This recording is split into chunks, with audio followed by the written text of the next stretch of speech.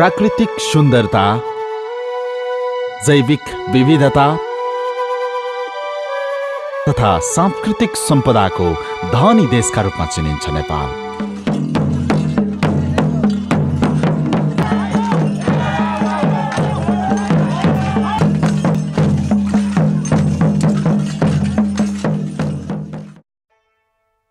हिमाल, पहाड,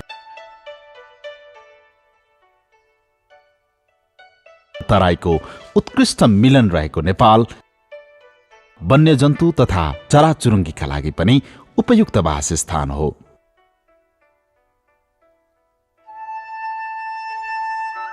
कस्तुरी, मृग,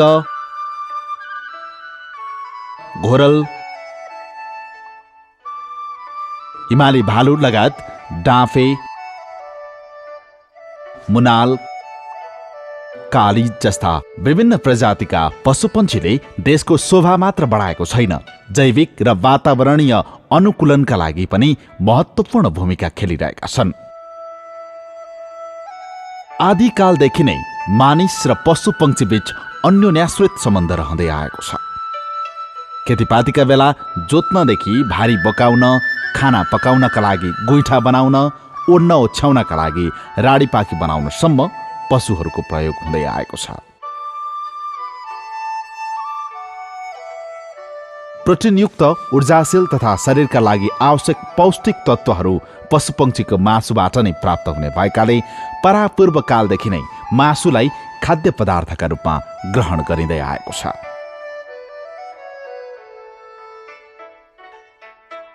जङ्गली युगदेखि सुरु भएको मासु सेवन कार्य वर्तमान अवस्थासम्म आइपुग्दा यसको महत्त्व अझ बढेको छ। संसारको अधिकतम भागमा बसोबास गर्ने अनेक धर्म समुदायका मानिसहरूले आफ्नै चलन अनुसार मासुको उपभोग गर्दै आएका छन्। अतिथि सत्कार, विवाह, भोज पार्टीहरूमा मासुको प्रयोग अनिवार्य जस्तै बन्दै गएको छ।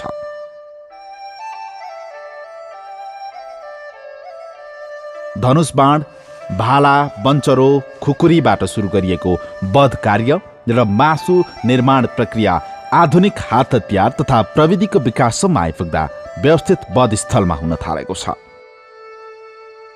समयानुकूल विधि, प्रक्रिया र प्रयोग गर्ने तरिकामा पनि परिवर्तन आएको छ।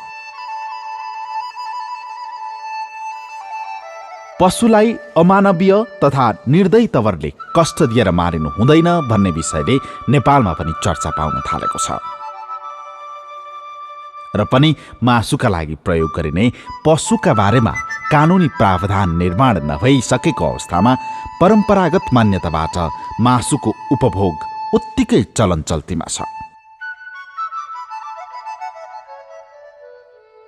परम्परागत मान्यता, धार्मिक संस्कार तथा सांस्कृतिक चालचलन अनुसार मासुको प्रयोग गरिँदै आएकाले तत्काल सुधारका लागि केही कठिनाई देखिएको छ। तर विभिन्न क्षेत्रको निरन्तरको प्रयासले स्वच्छ तथा स्वस्थ मासु उपभोग गर्न पाउने उपभोक्ताको अधिकारलाई ध्यानमा राख्दै केही सुधारका प्रयास पनि जारी छन्।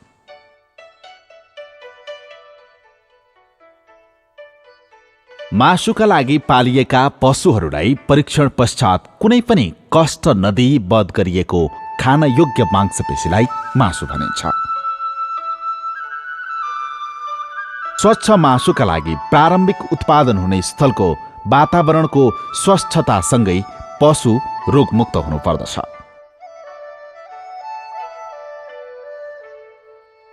पशुपालनमा प्रयोग हुने दानापानी, खुवाउने भाँडा, वासस्थान आदि स्वच्छ र सफा हुन जरुरी छ।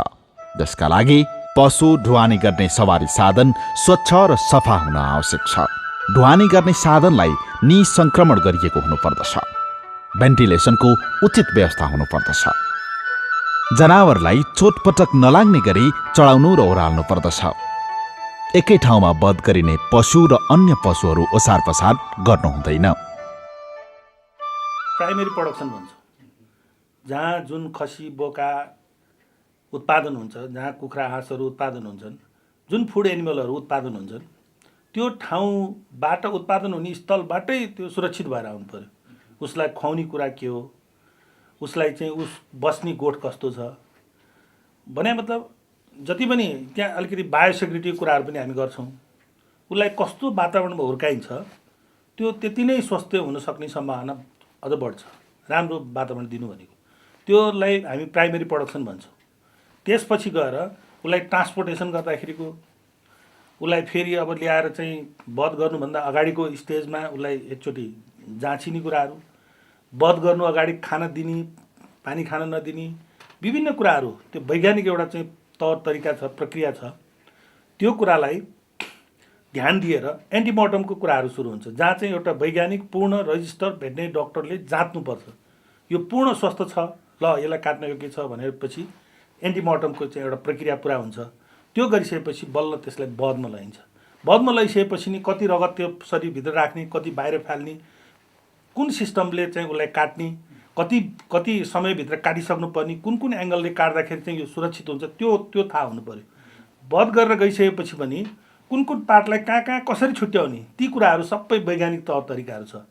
चाहे तपाईँ आन्द्रा भुँड्याइको कुरा गर्नुहोस्, चाहे मुटु कलेजको कुरा गर्नुहोस्, हड्डीको कुरा गर्नुहोस्, छालाको कुरा गर्नुहोस्, रौँको कुरा, एउटा रौँ मात्रै त्यहाँ मिसियो पनि त्यो मासु चाहिँ असुरक्षित हुन सक्ने सम्भावना हुन्छ। त्यो भएर त्यसलाई पूर्ण एउटा चाहिँ जोखिम विश्लेषण रिस्क एनालाइसिसको आधारमा त्यसलाई चाहिँ जाँचिँदै गइन्छ। त्यसपछि एउटा पोस्टमार्टमको प्रक्रिया सुरु हुन्छ। त्यसपछि पनि त्यो मासुलाई सुरक्षित राख्नलाई कोल्ड चेन मेन्टेनको चाहिँ एउटा व्यवस्था गर्नुपर्ने हुन्छ। त्यसलाई कहाँ लगेर कसरी, कति डिग्री सेन्टिग्रेडमा कसरी प्रिजर्भ गर्ने, त्यो पनि पूर्ण एउटा रजिस्टर भेटनेरियनको रेखदेखमा यो तरिकाले यसरी गर्नुपर्छ है भनेर चाहिँ लानुपर्छ। त्यहाँ पनि केही समस्या देखियो भने अझ प्याथोलोजिकल कन्डिसनहरू हुनसक्छ, त्यसलाई ल्याबमा पठाउने प्रक्रियाहरू छ। ती सबै कुराहरू जाँचिसकेपछि त्यसलाई प्याकेजिङको सिस्टममा जाउन्जेलसम्म एउटा भेटनेरी डक्टरले चाहिँ सुरक्षित तवरले जाँचिसकेको मासु स्वस्थ छ। अब त्यति मात्रै भएर भएन, त्यसलाई फेरि स्टोरेज कसरी गरेर राख्ने, कुन प्रक्रियाले फेरि त्यसलाई चाहिँ त्यो मासुलाई नर्मल पोजिसनमा ल्याउने, त्यसपछि अनि कसरी पकाउने, अनि पाक्ने अवस्थाको चाहिँ कति डिग्री सेल्सियसमा पकाउने, यो पाकिसकेपछि यो सुरक्षित भयो भनेर खाएपछि त्यो पूर्ण स्वस्थ हुन्छ र पूर्ण वैज्ञानिक तौर लागू हुनुपर्छ, अनि मात्रै पूर्ण स्वस्थ तरिकाले चाहिँ मासु सुरक्षित हुन्छ। मासु मानिसका लागि आवश्यक सम्पूर्ण पौष्टिक तत्त्वयुक्त खाद्य पदार्थ हुनुका साथै वातावरणमा फैलिएका सूक्ष्म जीवाणुहरूको लागि पनि त्यत्तिकै उपयुक्त हुने भएकाले स्वस्थ मासु उत्पादन गर्दा वधशाला तथा वधस्थलमा अपनाउनु पर्ने प्रक्रियामा ध्यान दिन निकै आवश्यक छ। वध गर्दा अपनाउनु पर्ने प्रक्रियाहरू सुविधायुक्त तरिकाले गर्न सकियोस् भन्नका लागि पशु वधशालाको निर्माण गर्दा उपयुक्त प्रकारको भौतिक संरचनाको निर्माण गर्नुपर्दछ। फोहोर मैला फाल्ने स्थान, सार्वजनिक क्षेत्र तथा उद्योग, स्कुल, मठ, मन्दिर र खाद्य उद्योगको नजिक हुनु हुँदैन। वधशालाका लागि उचित स्थान, सुविधा र साधन सम्पन्न व्यवस्था, स्वच्छताको भरपर्दो आधार र सहज सरसफाइको व्यवस्था मिलाइएको हुनुपर्दछ। स्वच्छ र सफा पानीको पर्याप्त व्यवस्था हुनुपर्दछ। जमिनको पानी नजम्ने किसिमबाट बनाइएको हुनुपर्दछ। फोहोर मैला र ढल निकासको व्यवस्थापन महत्त्वपूर्ण हुन्छ। तापक्रम र आर्द्रतालाई सहज तरिकाबाट सन्तुलन गर्न सकिने हुनुपर्दछ। वधशाला सूर्यको ताप सोझै नपर्ने तर प्रकाश र स्वच्छ हावा बहन सक्ने गरी बनाइएको हुनुपर्दछ। वधशालासम्म सडक, विद्युत र सञ्चार सेवा पुग्नु आवश्यक छ। वध गर्नुभन्दा अगाडि पशुलाई कम्तीमा 24 घण्टासम्म विश्राम गराउन छाना समेतको टहराको व्यवस्था हुनुपर्छ। वध गर्नु पूर्व पशुको तौल लिने, सफा गर्ने, स्वास्थ्य परीक्षण गर्न अति जरुरी छ। रोगको आशंका भएका पशुहरूलाई छुट्टै स्थानमा राख्ने व्यवस्था मिलाइनुपर्छ। छाला काट्ने, भुत्ल्याउने, मासु सफा गरी काट्ने र निरीक्षण गरी वितरण गर्ने अलग अलग ठाउँको व्यवस्था हुनुका साथै वधका लागि तोकिएको मापदण्ड अनुसार क्षेत्रफल निर्माण हुन आवश्यक छ। मासु काट्ने र बिक्री गर्ने स्थान छुट्टा छुट्टै हुनुपर्दछ। उपभोग गर्न नहुने शङ्कास्पद मासु, छाला, रौँ, खान योग्य तथा अयोग्य बोसोहरू प्रत्येकलाई अलग अलग राख्न जरुरी छ। आन्द्राभुँडी, टाउको, खुट्टा, रक्ती मासुसँग लसपस नहुने गरी अलग्गै राख्नु पर्दछ। मासु काट्न, जोख्न, राख्न प्रयोग हुने औजार, भाँडा बर्तन सधैँ सफा राख्नु पर्दछ। मासु काट्न प्रयोग हुने औजारहरू स्टिलको हुनुपर्दछ। मासुको स्वच्छताका लागि बधशालामा काम गर्ने कामदार र कर्मचारीको स्वास्थ्य स्थिति उत्तिकै महत्त्वपूर्ण पक्ष हो। बधशालामा काम गर्ने कामदार र कर्मचारीहरूबाट कुनै रोगको संक्रमण र मासु दूषित हुन नदिन सरसफाइमा ध्यान पुर्याउनु आवश्यक छ। यसका लागि तोकिएको पोसाक, एप्रोन, ग्लोभ्स, मास्क, गमबुट आदि अनिवार्य रूपमा प्रयोग गर्नुपर्दछ। के सरोकारवाला, के सम्बन्धित निकाय, के व्यवसायी, के कृषक सबैजना मिलेर बधशाला सञ्चालन गरी स्वच्छ मासु उत्पादन, बिक्री, वितरण र उपभोग गराउनु पर्छ भन्ने मलाई लाग्छ। र यदि हामीले यी कामहरू सबै पक्ष मिलेर गऱ्यौँ भने पक्का पनि हामी यो बधशाला सञ्चालन गरी आम उपभोक्ता महानुभावहरूलाई स्वच्छ र स्वस्थ मासु उपलब्ध गराउन सक्छौँ भन्ने मलाई लागेको छ। मासुबाट बन्ने खाद्य पदार्थमा मिसावट रोक्न र मासुमा हुनुपर्ने स्वस्थता तथा मासुको स्वाभाविक गुण बिग्रन नदिई उपयुक्त स्तर कायम राख्न पशु बधशाला आवश्यक ठानिएको हो। सबै मापदण्ड पूरा गरी निर्माण गरिएको बधशालाबाट उत्पादित मासु स्वस्थ र स्वस्थ हुन्छ। मासुकै लागि पालिएको पशुहरूबाट उत्पादित मासुमा पूर्ण पौष्टिकता पाउनुका साथै सो मासु उच्च गुणस्तरीय हुन्छ। आधुनिक बधशाला नै चाहिन्छ अहिलेको परिपाटीमा, किनभनेदेखि मेरो आफ्नै अनुभवमा पनि म आफै किनमेल गर्न जान्छु है। विभिन्न ठाउँमा विभिन्न क्वालिटीको पाइन्छ है। त्यसमा अब राम्रो क्वालिटी पाउनु गाह्रो छ है। जस्तै एक्जाम्पल तपाईँलाई सानो म दिन्छु कि यो जुन चाहिँ यो बाहिर बध गरिन्छ त्यो भैँसीहरू तपाईँको लोड गरेर जुन चाहिँ गाडीमा लिएर आउँछ है, त्यो अनलोड गर्दाखेरि भैँसीहरू कहीँ मरेको भेटिन्छ। एकछिनपछि त्यो भैँसी कहाँ जान्छ है, त्यो त गुणस्तरयुक्त भएन नि। यस्तोहरू कन्ट्रोललाई त सरकारी स्तरबाट नै डक्टरहरूको चाहिँ एउटा निगरानीमा होइन, उनीहरूले जाँच गरेर मात्रै उनीहरूले बध गर्ने त्यस्तो व्यवस्था भइदिएदेखि एउटा राम्रो चाहिँ जनताले चाहिँ मासु चाहिँ अनुभव गर्न पाइन्छ जस्तो लाग्छ। पशु चेक जाँच गरेर मात्रै बध गरिनुपर्छ र चेक जाँच गरिएको पशुलाई सुधारिएको बधस्थलमा, सफा सुग्घर बधस्थलमा बध गरिसकेपछि त्यो चिस्यानसहितको ढुवानी मार्फत बजारमा जानुपर्छ र त्यो स्वस्थ मासु उपभोक्ताले उपभोग गर्न पाउनुपर्छ। र केहीले सुधार गरिसक्नु भएको छ, केही सुधार गर्ने क्रममा हुनुहुन्छ र धेरै अझै सुधार गर्नुपर्ने अवस्थामा हुनुहुन्छ। दिन दुना रात चौगुना दरले आधुनिकीकरण भएर गएको छ। सबै ठाउँमा भएको छैन, सुरु भइसकेको छ। अन्तर्राष्ट्रिय स्तरको उत्पादन र अन्तर्राष्ट्रियका स्तरहरूले पनि यहाँ शाखाहरू खोलेर सञ्चालन गरिसकेकोमा यहाँको उत्पादन चलाउन थालिसके हुनाले पक्कै पनि अन्तर्राष्ट्रिय स्तरको सुरु भएको छ। सबै ठाउँमा छैन, क्रमशः हुनेवाला छ। जस्तो हाम्रो चाहिँ अन्तर्राष्ट्रिय स्तरको नर्म्समा उत्पादन भएर बिक्री सुरु भइसकेको छ। मेरो आफ्नो प्रतिबद्धता के हो भने काठमाडौँ उपत्यकाभित्रको जतिखेर यसलाई हामी बस्नेयोग्य काठमाडौँ उपत्यका बनाउने भनेर हिँडिरहेका छौँ। हाम्रो दोस्रो चरणको विषयवस्तु हामीले 6वटा छानेको मध्ये एउटा विषयवस्तु भनेको यहाँभित्र यहाँका मानिसहरूले स्वस्थ खाना खान पाउनुपर्छ भन्ने हाम्रो अभियानको एउटा विषय छ। त्यो स्वस्थ खाना भन्छ, त्यसको सूचीभित्र मासु पनि निश्चय पनि पर्छ र स्वस्थ मासु उपभोक्ताको अधिकार हो भन्ने कोणबाट त्यसलाई कसरी स्थापित गर्ने भन्ने प्रयास गर्दैछौँ। र यो कृषि मन्त्रालय हेर्ने समितिको सभापतिको नाताबाट पनि, त्यो हैसियतबाट पनि संसदबाटै यसका सन्दर्भमा कतिपय कुराहरू नीतिगत रूपमा काम गर्नुपर्ने कुराहरू पनि गर्छौँ नै।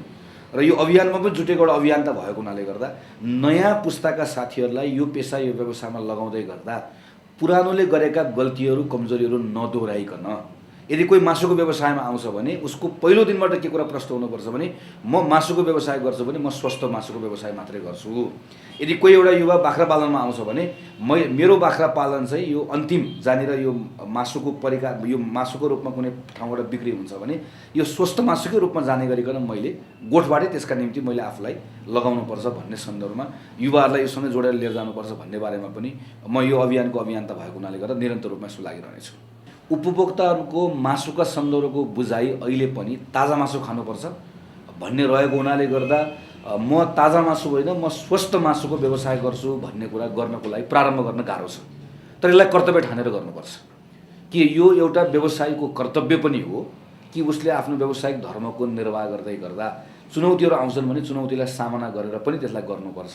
त्यस कारणले गर्दा म यो ताजा मासुको नाममा अस्वस्थ मासु होइन, म स्वस्थ मासुको मात्रै व्यवसाय गर्छु भनेर मासु व्यवसाय जसले गर्दा राख्नु भएको छ उहाँहरूले पनि यसका सन्दर्भमा आफूलाई सच्याएर लिएर जानुपर्छ र नयाँ यो व्यवसायमा आउने साथीहरूले त स्वस्थ मासु बाहेक अरूको व्यवसाय गर्दिन भन्ने प्रतिबद्धताका साथ आउनुपर्छ। मासुका लागि पालिएका जनावरहरूको प्रजाति अनुसार फरक फरक तवरले वध गरिन्छ, जुन आर्थिक, सामाजिक, धार्मिक दृष्टिकोणले नितान्त आवश्यक पनि छ। पशु वध गर्नु पूर्व जिउँदो जनावरको स्वास्थ्य स्थिति दक्ष पशु चिकित्सकबाट गरिनु नितान्त जरुरी हुन्छ, जसले पशुबाट मानिसमा सर्ने जुनोटिक रोगहरू सर्नबाट बचाउँछ।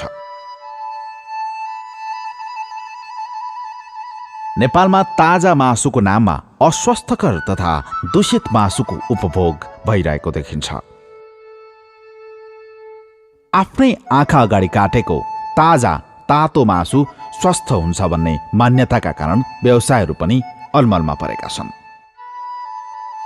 एक त मासुबाट विभिन्न किसिमको रोग सर्ने, त्यसपछि पनि यो केमिकलहरू जस्तो एन्टिबायोटिकका, पेस्टिसाइडका, अफ्लाटोक्सिनका संसर्गले मासुलाई अझ बढी चाहिँ यसलाई चाहिँ दूषित बनाउने हुनाले ती कुरालाई चाहिँ फार्मदेखि फर्कसम्म भन्छ, फार्मदेखि उत्पादन गर्ने ठाउँदेखि कन्ज्युमरको उपभोक्ताको थालीसम्म पुग्दा विभिन्न चरणमा चाहिँ यसलाई हेर्नुपर्ने, निगरानी गर्नुपर्ने हुन्छ। यो असाध्यै जोखिम हुन्छ र यसको संसर्ग भइसकेपछि मासु पकाएर पनि त्यो चाहिँ कम गर्न सकिँदैन। त्यसले गर्दाखेरि जहाँ पालिन्छ, जहाँ वध गरिन्छ र उपभोक्ताको ठाउँसम्म पुग्दा प्याकिङ गरेर पुग्ने अवस्थासम्म यसलाई चाहिँ हेर्नुपर्छ र यसमा चाहिँ विभिन्न किसिमका code of conduct, code of प्र्याक्टिसहरू अहिले चाहिँ तयारीको क्रममा छ, त्यसलाई पनि लागू गर्नुपर्ने हुन्छ। मासु रोग सार्न सक्ने कारक तत्त्वमध्ये महत्त्वपूर्ण तत्त्व हो। रोगी पशुको मासुमा रोगका कीटाणु तथा जीवाणुहरू रहेका हुन्छन्। मासुलाई राम्ररी नपकाई खानाले मानिसमा विभिन्न मासुजन्य जुनोटिक रोगहरू लाग्ने सम्भावना रहन्छ। विश्वभरि पाइने रोगहरूमध्ये करिब 300 भन्दा बढी रोगहरू जनावरबाट मानिसमा सर्ने गरेको र नेपालमा करिब 39 भन्दा बढी रोगहरू यस प्रकारको रहेको अनुमान छ। रेबिज, ब्रुसेलोसिस, ल्याप्टोस्पाइरोसिस, साल्मोनेलोसिस, टेपम, ट्युबरक्लोसिस लगायत विभिन्न ब्याक्टेरियल जुनोटिक रोगहरूका कारण धेरै मानिसहरू प्रभावित भइरहेका छन्। मासुजन्य रोगको अलावा वन्यजन्तुको अनावश्यक संसर्ग, ओसारपसार र स्थानान्तरण गर्दा समेत मानिसमा जुनोटिक रोगहरू सर्न सक्छन्। केही वर्ष यता वर्षमा एउटा न एउटा नयाँ महामारीको उत्पत्ति भएको पाइएको छ, जसबाट मानिस, पशुपक्षी र वातावरणीय स्वास्थ्यमा असर पुर्याइरहेको छ भने नयाँ नयाँ रोग व्याधिहरूको उत्पत्ति हुन जाँदा जुनसुकै समयमा मानिसको स्वास्थ्य नै सङ्कटमा पर्दै गएको छ। एकै ठाउँमा वध गर्ने जबसम्म प्रक्रिया सुरु हुँदैन तबसम्म हामीले प्रत्यक्ष रूपमा निगरानी राख्ने पनि गाह्रो हुन्छ। अब अहिले हजारौँ ठाउँमा खसी बोका काटिन्छ, हजारौँ ठाउँमा मान्छे पठाउन त सकिन्न र त्यो कारणले पनि वधस्थलको निर्माण हुनु अति आवश्यक छ। हामीसँग त्यो पशु वधशाला मासु जाँच ऐन पनि छ, तर अहिलेसम्म हामीले त्यो मकवानपुर बाहेक अरू ठाउँमा लागू गर्न सकेका छैनौँ र त्यो लागू गर्नको लागि पनि एउटा पूर्वाधारको रूपमा वधशालाको निर्माण हुन आवश्यक छ, जुन निजी क्षेत्रबाट कतिपय ठाउँमा त निर्माण भएको पनि छ। अब तर यसलाई एउटा एक्टकै रूपमा हामीले निर्माण गर्नको लागि हाम्रो प्रयास पनि भइराखेको छ। नेपाल विश्व व्यापार सङ्गठनको सदस्य राष्ट्र भएकोले तोकिएको मापदण्ड, निर्देशिका तथा मार्गदर्शनको पालना गर्नु अनिवार्य हुन्छ। एसपीए मेजर्सको बारेमा सरकारवाला सबै पक्ष उत्तिकै जिम्मेवार बन्न जरुरी छ। खाद्य उत्पादनसँग सरोकार गर्ने, उत्पादनदेखि उपभोग्य गर्नुसम्मको जुन लामो जुन चेन छ, त्यो चेनसम्मको विभिन्न स्टेक होल्डरहरू सबैले एसपीएस का प्रावधानहरूलाई प्रभावकारी रूपमा यसलाई कार्यान्वयन गर्नुपर्ने हुन्छ। अन्यथा हामीले कुनै पनि खाद्य वस्तुहरूलाई स्वच्छ बनाउन सक्ने अवस्था हुँदैन।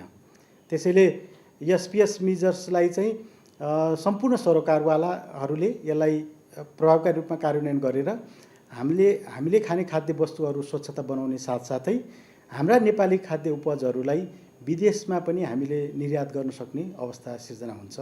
मासु जाँच ऐन 2055 र नियमावली 2057 मा स्वच्छ मासु उत्पादन तथा बधशाला सम्बन्धी प्रष्ट व्यवस्था गरिएको छ। बजारमा अखाद्य र अस्वस्थकर मासु लगायत अन्य खाद्य पदार्थहरूलाई नियमन अनुगमन गर्न 2069 सालमा संयुक्त बजार अनुगमन निर्देशिका तयार गरिएको छ। नेपाल सरकार, स्थानीय निकाय तथा मासु व्यवसायी सबै मिलेर आवश्यक पूर्वाधार निर्माण तथा ऐन नियमहरू लागू गर्नु आजको आवश्यकता हो। नेपाल विश्व व्यापार सङ्गठनको सदस्य भए पश्चात विश्व व्यापार सङ्गठनको सदस्यको नाताले विश्वव्यापी रूपमा हुने जुन बजारीकरणको व्यवस्था छ, यसमा चाहिँ कृषि वस्तुहरूको पनि बजार व्यवस्थाको कुरा आउँछ। सो सन्दर्भमा नेपालमा विद्यमान ऐन कानुन र मापदण्डहरू विश्व व्यापार सङ्गठनले जुन व्यवस्था गरे अनुसार हुनुपर्ने बाध्यता पनि छ र त्यो अनुसार चाहिँ हाम्रा ऐन नियममा संशोधन गर्ने, नभएका कानुनहरू चाहिँ बनाउने र चाहिँ यो विश्वव्यापी जुन बजारको उपलब्धतालाई बाट फाइदा लिनको लागि आवश्यक पर्ने मापदण्डहरू बनाउने कार्यहरू अगाडि बढिरहेका छन् र कतिपय मापदण्डहरू बनिसकेको अवस्था छ। उपभोक्ताहरूको मासुप्रतिको बढ्दो आकर्षण र व्यावसायिक रूपमा देखिएको सफलतासँगै नेपाल सरकारले यसलाई व्यवस्थित बनाउन विभिन्न प्रयासहरू जारी राखेको छ।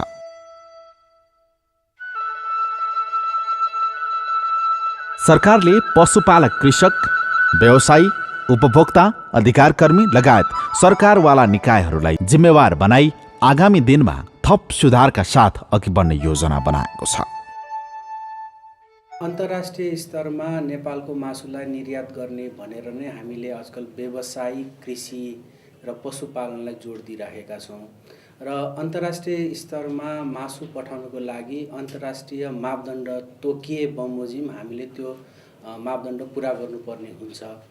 त्यसको लागि सबैभन्दा पहिले हामीले मासु जाँच ऐनलाई कार्यान्वयन गर्नुपर्ने हुन्छ। यद्यपि काठमाडौँ उपत्यकामा पशुवध स्थल अथवा पशुवधशाला खडा गर्न सकिएको छैन, तर यस वर्ष पनि हामीले काठमाडौँ उपत्यकाभित्रको कुनै एउटा नगरपालिकामा नमुना योग्य पशुवध स्थल बनाएर मासुको प्रशोधन गर्ने र त्यो मासु उपभोक्ताहरूले उपभोग गर्ने बानी बसाउने भन्ने कार्यक्रम लिएर आइरहेका छौँ। उपयुक्त जमिन खोजी गर्ने कार्य भइरहेको छ। यसको लागि कृषि विकास मन्त्रालयले सङ्घीय मामिला तथा स्थानीय विकास मन्त्रालयसँग समन्वय गरिराखेको छ।